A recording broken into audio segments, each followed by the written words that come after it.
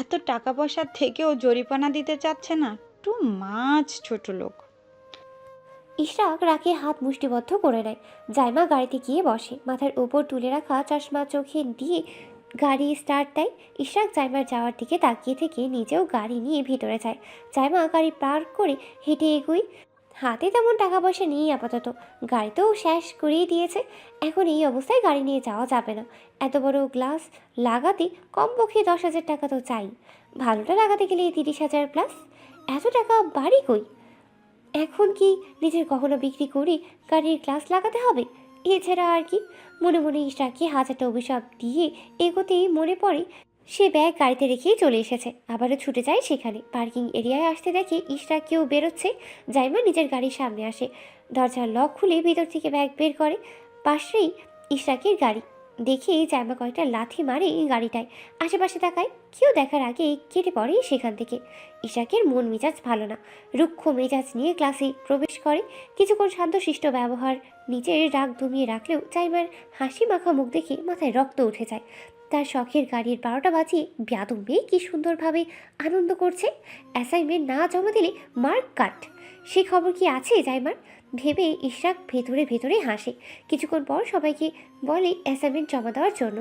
তারা নতুন টপিক নিয়ে আলোচনায় যাবে। এরপর প্রেজেন্টেশন শিডিউল দেওয়া হবে। সবাই অ্যাসাইনমেন্ট জমা দেয়। জাইমা সবাইকে জমা দিতে দেখে বিরক্ত হয়। সে তো ভেবেছিল তার মতো কয়েকজন থাকবে যারা অ্যাসাইনমেন্ট কমপ্লিট করেনি, কিন্তু এরকম কাউকে সে পেল না। জাইমাকে জমা দিতে না দেখে ইশরাক খুশি হয়। সবাই যখন নিজ স্থানে বসে, ইশরাক জাইমার দিকে তীক্ষ্ণ দৃষ্টি নিক্ষেপ করে, চোখ দিয়ে ইশারা করে জাইমাকে দাঁড়ানোর জন্য। জাইমা আলা ভোলার মতো দাঁড়ায়। ইশরাক জিজ্ঞেস করে, আপনার অ্যাসাইনমেন্ট কোথায়? জাইমা মুখের ভঙ্গিমা পরিবর্তন করে, ইশরাকের দিকে তাকিয়ে বলে, না হওয়া স্বামীর কথা স্মরণ করে বলছি, আমার দাদি মারা গেছে স্যার, সেই জন্য অ্যাসাইনমেন্ট কমপ্লিট করতে পারিনি। জাইমার কথায় ইশরাক কি বলবে ভেবেই পাচ্ছে না। চাইলেও এই মুহূর্তে কঠোর হতে পারছে না সে। জাইমার ইনোসেন্ট ফেস দেখে তো মনে হচ্ছে মেয়েটা সত্যিই বলছে। ইশরাক পুনরায় বলে, কবে মারা গেছে? জাইমা চটজলদি বলে, গতকাল রাতে। সবাই জাইমার মুখ পানে তাকায়। ইশরাক কিছুক্ষণ চুপ থেকে বলে, আগামী 3 দিনের মধ্যে অ্যাসাইনমেন্ট কমপ্লিট করে জমা দেবেন। Sit down. জাইমা হাফ ছেড়ে বাঁচে, চুলের আগা আঙ্গুলের মাথায় প্যাঁচাতে প্যাঁচাতে বসে পড়ে। ইশরাক জাইমার দিকে একবার তাকিয়ে নিজের ক্লাসে মনোযোগ দেয়। জাইমা চুপচাপ শোনে। ইশরাকের ক্লাস শেষ হতেই বেরিয়ে আসলে জাইমাও পিছু ছোটে। করিডোর আসতে জাইমা পেছন থেকে বলে, স্যার 1 মিনিট প্লিজ। ইশরাক দাঁড়িয়ে যায়।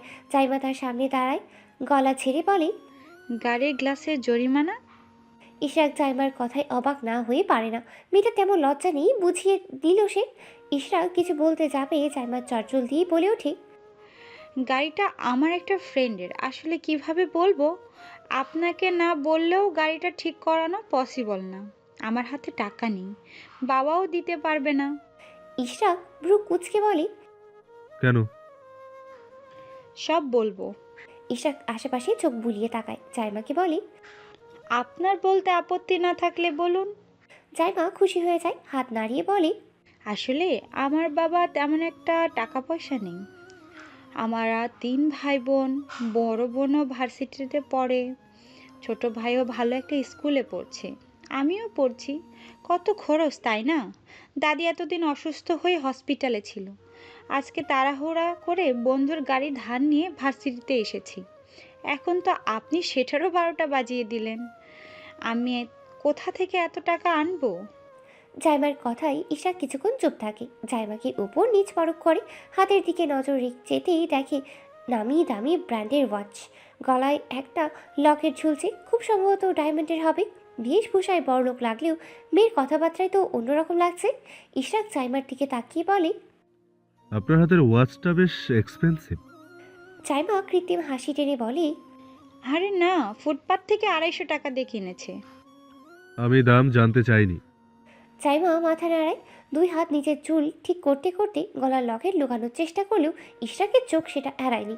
সে দেখেও না দেখার ভান করে বলে, কত টাকা লাগবে? লাগবে না, আপনি গাড়ির গ্লাসটা ঠিক করে দিবেন। আপনাকে টাকা দিচ্ছি, ঠিক করে নেবেন। আমার হাতে তেমন সময় নেই। জাইমা মাথা নাড়ায়। ইশরাক জাইমার দিকে নিজের ক্রেডিট কার্ড এগিয়ে দিয়ে বলে, আগামীকালকে ফেরত দেবেন।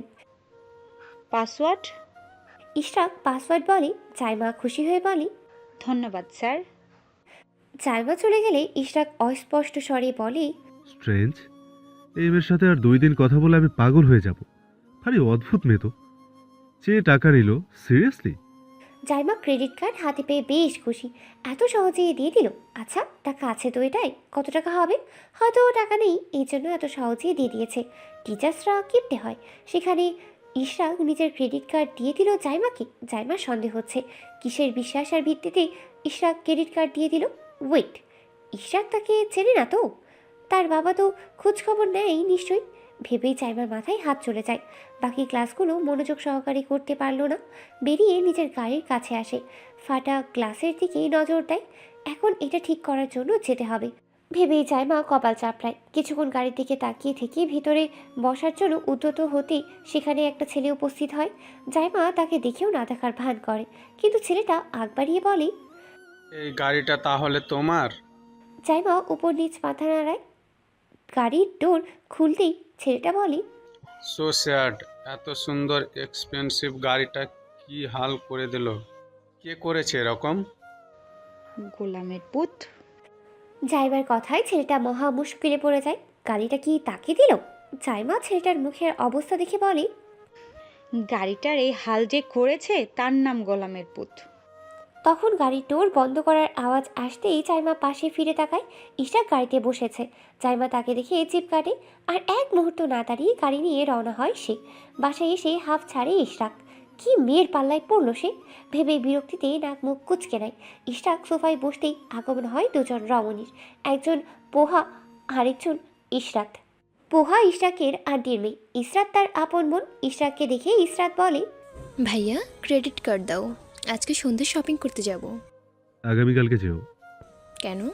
আজকে গেলে কি সমস্যা? কার্ডে তেমন টাকা নেই, 30,000-এর মতন আছে। হয়ে যাবে। আজকে আমার কাজ আছে, তুমি আগামীকালকে যেও।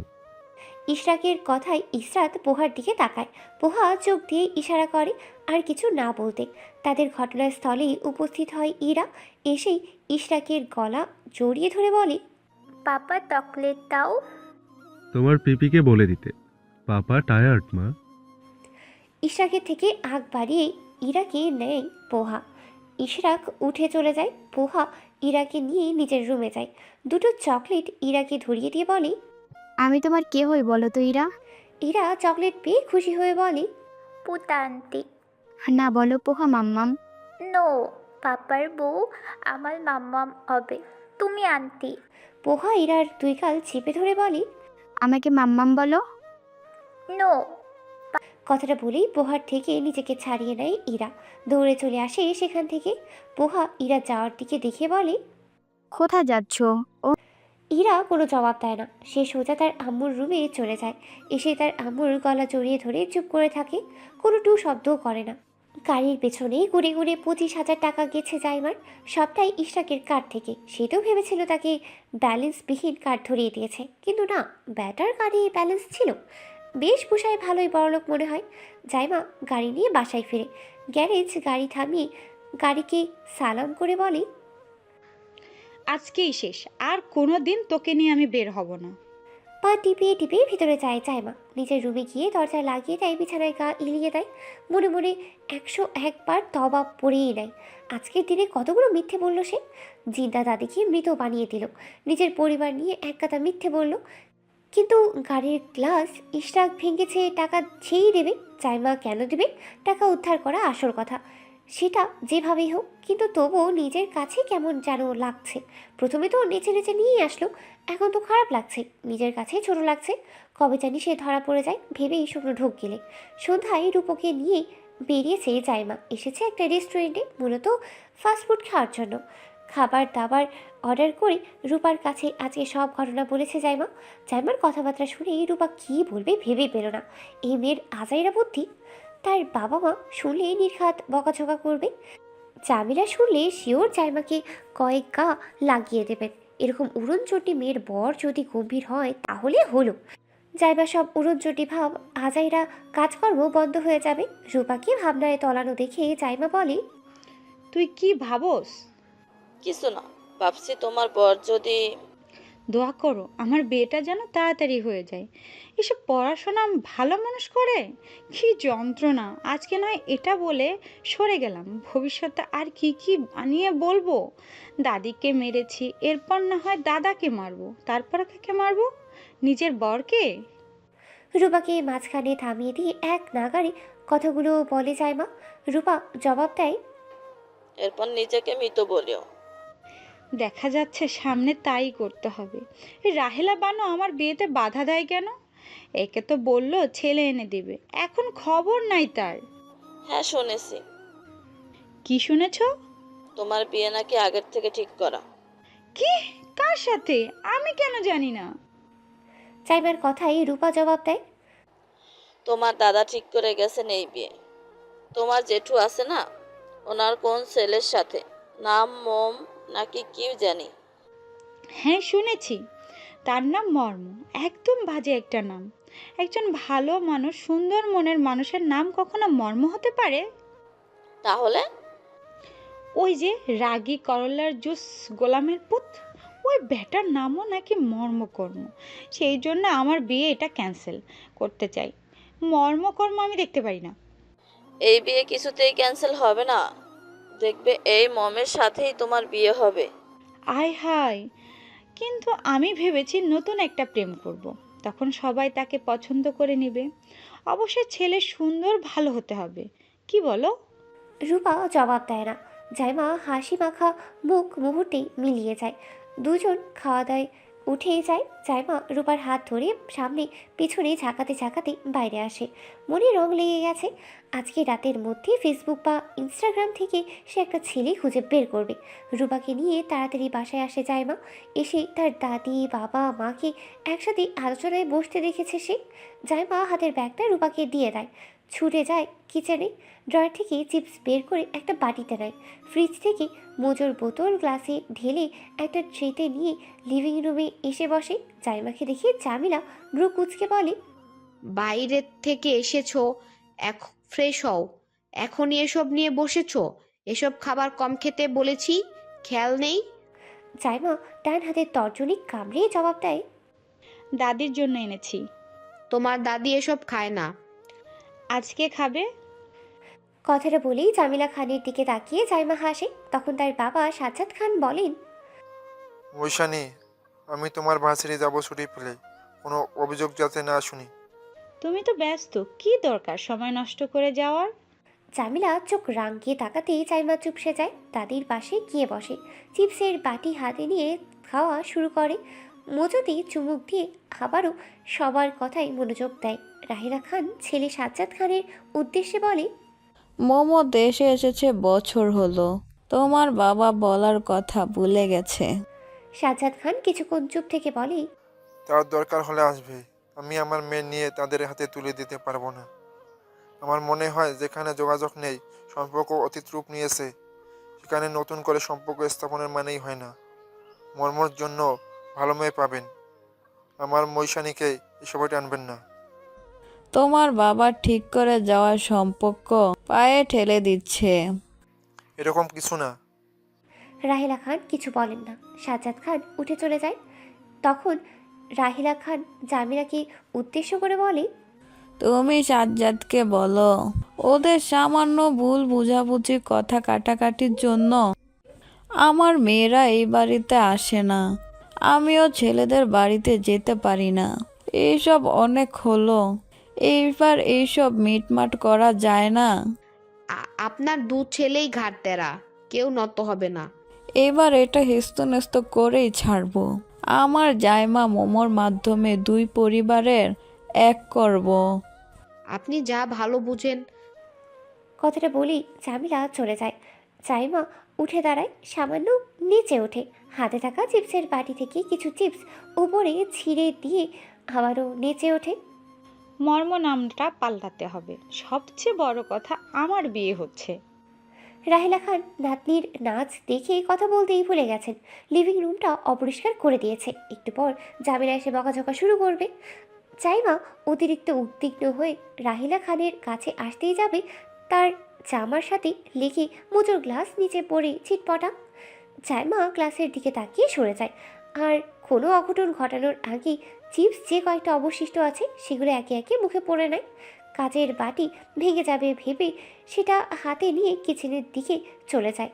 পুনরায় ফিরে আসে ছোট গার্ডেন বেলচা হাতে, কাজগুলো গড়িয়ে নিয়ে ডাস্টবিনে ফেলে দেয়। আর এক মুহূর্ত না দাঁড়িয়ে নিজের রুমে চলে আসে সে। ফ্রেশ হয়ে ড্রেস চেঞ্জ করে নেয়, ফোন হাতে ফেসবুকে যায়। কিছুক্ষণ ফেসবুক স্ক্রল করতে করতে ভুলেই যায় সে কেন ফেসবুকে এসেছে।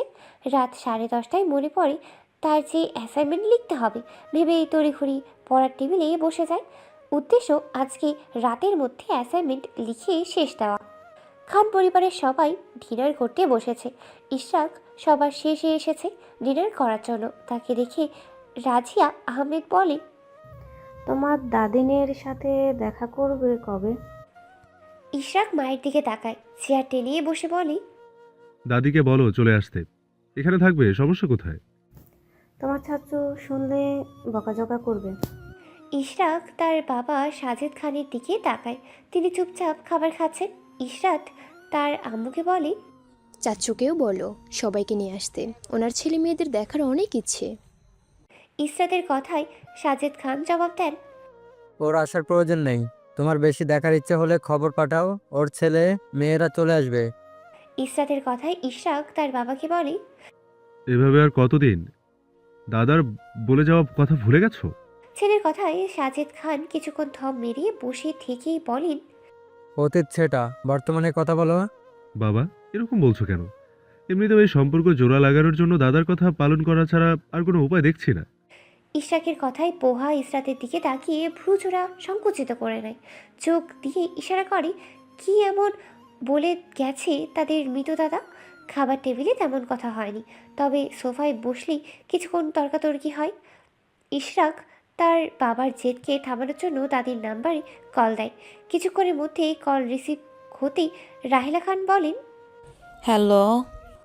ইশরাক জবাব দেয়, আসসালামু আলাইকুম দাদুরি, আমি মর্ম বলছি। ওয়ালাইকুম আসসালাম। মোমো, কেমন আছো? আলহামদুলিল্লাহ, তুমি? আলহামদুলিল্লাহ। আগামীকালকে আমাদের বাড়িতে আসো, আমি আমি নিতে আসবো তোমায়। রাহেলা খান কিছুক্ষণ চুপ করে থাকেন। ইশরাক পুনরায় বলে, কি হলো? সাজ্জাদের কথা ভাবছি। চাচুর সাথে আমার কন্ট্রাক্ট হয়, দেখা হবে শীঘ্রই। আমি বললে আমার কথা ফেলতে পারবে না। আচ্ছা তাহলে ঠিক আছে, তবে আগামীকাল যাব না। ঠিক আছে। ইশরাক কল রেখে সাজিদ খানের দিকে তাকান, জবাব দেন, চাচুকে আসার জন্য বলবো। অনেক হয়েছে, এবার সব মিটমাট করে নাও। সাজিদ খান কিছু বলেন না। ইশরাক স্থান ত্যাগ করে। বাকিরা সাজিদ খানের দিকে তাকিয়ে রয়। ওনাদের দুই ভাইয়ের রাগ যে দুটোই প্রখর, কেউ কারোর থেকে কম না। সেজন্যই তো 17-18 বছর হলেও কেউ কারোর সাথে যোগাযোগ রাখেননি। পরের দিন জাইমা ভার্সিটিতে আসে। এসেই মেহেরের সাথে বসে গল্পগুজবে মেতে ওঠে।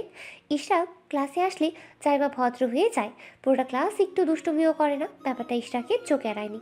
হুট করে মেয়েটা এত ভদ্র হয়ে গেল। জাইমার মনে পড়ে তার অ্যাসাইনমেন্ট জমা দেওয়া বাকি। ইশরাকের কথার মাঝে জাইমা দাঁড়িয়ে বলে, স্যার, আমার অ্যাসাইনমেন্ট। ইশরাক বিরক্ত হয়ে চোয়াল শক্ত করে নেয়। তার কথা বলার মাঝে ব্যাঘাত পছন্দ না। জাইমার মনে হয় কোনো ম্যানার্স শিখেনি, সেজন্য এরকম উদ্ভট বিহেভিয়ার। ইশরাক জাইমার কথায় পাত্তা না দিয়ে নিজের কথাটা শেষ করে। জাইমা ইশরাকের অ্যাটিটিউড দেখে বিরক্তিতে মুখ বাঁকায়। ইশরাক জাইমার সামনে দাঁড়াতেই জাইমা অ্যাসাইনমেন্ট এগিয়ে দেয়। অ্যাসাইনমেন্ট টান দিয়ে নিয়ে ইশরাক জাইমাকে গুরুগম্ভীর কণ্ঠে বলে, আগামীকালকে আপনার হোমওয়ার্ক ম্যানার্সের উপর স্টাডি করে আসবেন। জি নিশ্চয়ই। ইশরাক বিড়বিড় করে বলে, ড্রামা ফ্যাক্টরি। জাইমা সেটা শুনে ভদ্রতার সহিত মাথা নাড়ায়। মেহেরের দিকে তাকিয়ে ইশরাককে বলে, স্যার, মেহেরের প্রেজেন্টেশন কবে? জাইমার কথায় মেহের হা হয়ে যায়। সে তো এরকম কিছু জিজ্ঞেস করতে বলেইনি। ইশরাক জাইমার দিকে তাকিয়ে বলে, আপনার দেখছি অনেক তারা। ঠিক আছে, আগামীকালকে আপনি প্রেজেন্টেশন দেবেন। ইশরাকের কথায় জাইমা হা হয়ে যায়। মেহের না হেসে পারে না। জাইমা শুকনো ঢোক গিলে বলে, আমার তাড়া নেই স্যার, আগামীকালকে মেহেরকে দিন, পরের দিন আমি প্রেজেন্টেশন দেব।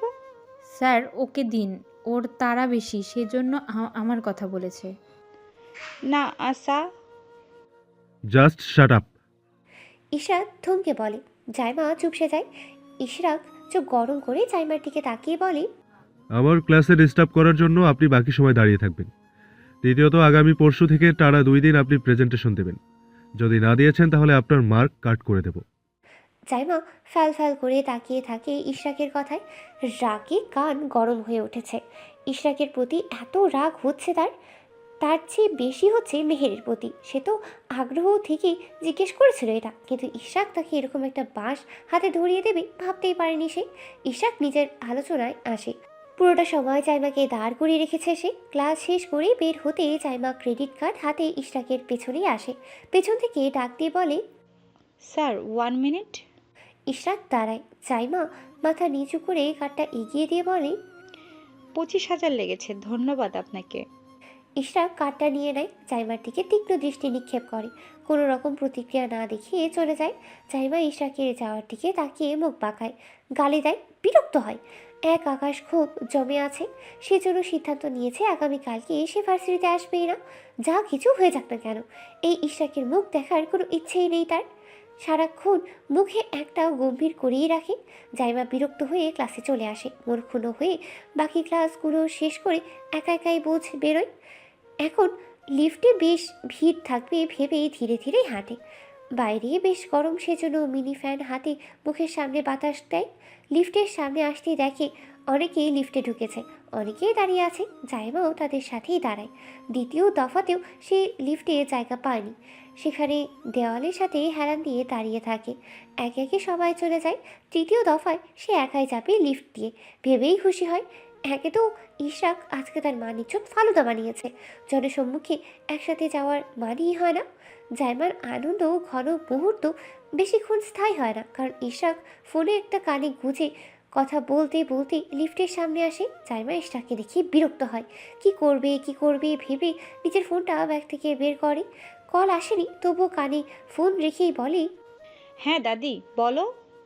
কিছুক্ষণ পর আবার বলে, না না, এখানে কে আসে?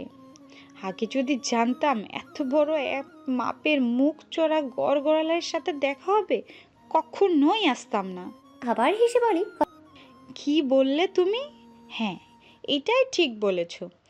একেবারে গোমরা মুখ বুড়ো। বিয়ে করবে কে শুনি? সেটা বলেই জাইমা লিফটে প্রবেশ করে। ইশরাকও লিফটে প্রবেশ করে। জাইমা লিফটে ঢুকেও জোরে হাসতে হাসতে বলে, হ্যাঁ, সেই জন্যই তো বলছি 80 বছরের বুড়ো, কিন্তু ভাবনায় 25 বছরের। জাইমার হাসি দেখে ইশরাক বিরক্ত হয়।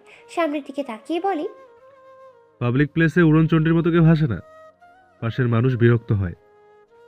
জাইমার হাসি থেমে যায়, যেন তার হাসি ইশরাকের সর্বাঙ্গে আগুন ধরিয়ে দিয়েছে। তখনই জাইমার ফোনে কল বেজে ওঠে। ইশরাক বুঝে এতক্ষণ যা করেছে সব নাটক। দ্বিতীয়ত এসব কথাবার্তা তাকেই বলা হয়েছে। জাইমা লজ্জায় মুখটা কোথায় লুকাবে সেটা ভেবেই পাচ্ছে না।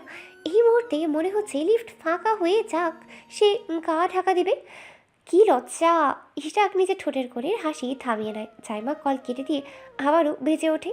ইশরাক তার অবস্থা দেখে পুনরায় বিড়বিড় করে বলে ওঠে, ড্রামা ফ্যাক্টরি। জাইমা বিরক্ত হয়ে ফোন অফ করে নেয়। রাগ, জেদ, লজ্জা সব ঘিরে ধরেছে তাকে। মনে মনে ইশরাককে হাজারটা গালি দিচ্ছে। জাইমা লিফট থেকে বেরোতে বেরোতে বিড়বিড় করে বলে, মুখচড়া গড়গড়াল। সুপ্রভাতে ঘুম ভেঙেছে জাইমার। নামাজ আদায় করে দাদির রুমে ছুটেছে সে। রাহিলা খান নামাজের জায়নামাজে থাকা কালীনই জাইমার আগমন হয়েছে। জাইমা চুপি সারে দাদির কোলে মাথা রাখে। নাতনির চুপচাপ হয়ে যাওয়াটা রাহিলা খান মেনে নিতে পারেননি, সেজন্য জিজ্ঞেস করেন, কি হয়েছে আমার বনুর, আজকে চুপচাপ কেন? জাইমা মাথা নাড়ায়, কিছু বলে না। রাহিলা খান জাইমার কপালে হাত বুলিয়ে দিয়ে বলেন, নতুন বন্ধু পেয়েছো, আমার সাথে বন্ধুত্ব রাখার ইচ্ছে নেই? জাইমা উঠে বসে। রাহিলা খানের মুখের দিকে তাকিয়ে বলে, দাদি, আমি কৌতূহল থেকে তোমায় কিছু জিজ্ঞাসা করলাম, সেই জন্য কি তুমি আমাকে শাস্তি দিবে? না, একদম না। জানো তো, গতকাল স্যারকে জিজ্ঞাসা করেছি মেহেরের প্রেজেন্টেশন কবে। সে বলেছে আমি নাকি তার ক্লাসে ডিস্টার্ব করছি, সেই জন্য দাঁড় করিয়ে রেখেছে। আবার বলেছে টানা 2 দিন আমি প্রেজেন্টেশন না দিলে সে আমার মার্ক কেটে দিবে। ওই গোলামের পুত যাতে বিয়ে করার জন্য মেয়ে না পাই। শালা চেহারা সুন্দর, সেই জন্য এত অ্যাটিটিউড। আমিও তো চেহারা ফর্সা, কই আমি তো ভাব দেখাই না। সুন্দর করে কথা বলি। এই স্যারের জন্মের সময় মধু খাওয়ানো হয়নি, আমি শিওর। না হলে ওনার মা ওনাকে কথা বলা, ব্যবহার কোনোটাই ঠিকঠাক শেখায়নি। এক নাগারি কথাগুলো বলে থামেই জাইমা। রাহেলা খান নাতনির অভিযোগ শুনে মুচকি হাসে, জবাবে বলে, স্যার খুব বাজে কাজ করেছে। আমার যাই এত ভালো মেয়ে, আর তাকে কিনা দাঁড় করিয়ে শাসিয়ে দিল।